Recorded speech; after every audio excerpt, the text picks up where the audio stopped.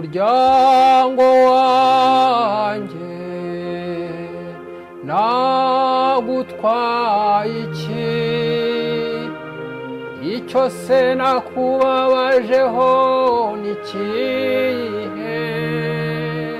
Ngaho nsubiza. Umuryango wanjye nagutwaye iki? Icyo se nakubabajeho ni ikihe? Ngaho nsubiza. Jyewe nakuvanye mu gihugu cya Misiri, ariko wowe wateguriye umukiza wawe umusaraba.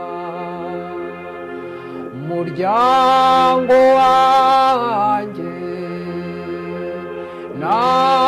nagutwaye iki? Icyo se nakubabajeho ni ikihe? Ngaho nsubiza. Jyewe nagukinguriye inyanja, wowe ukinguza icumu urubavu rwanjye. Umuryango wanjye nagutwaye iki? Icyo se nakubabajeho ni ikihe? Ngaho nsubiza.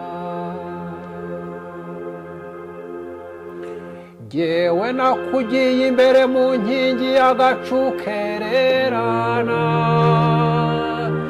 wowe unjyana mu ngoro ya Pilato. Umuryango wanjye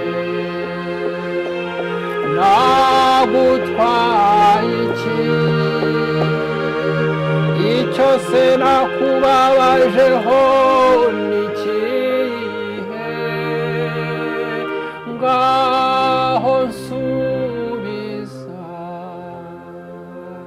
Ewe nakuhiye amazi y'agakiza avubutse mu rutare, wowe unyuhira indurwe ya divayi rura.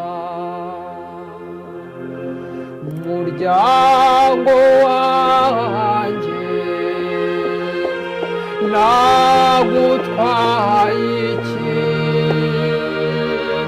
Icyo se nakubabajeho ni ikihe? Ngaho nsubiza. Jyewe nagushyirishije ejuru ububasha nyamwinshi, wowe umanika ku giti cy'umusaraba. Umuryango wanjye nagutwaye iki? Icyo se nakubabajeho ni ikihe?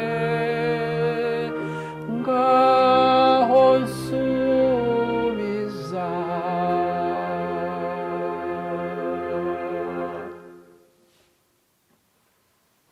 Yagiye hete n'imbere.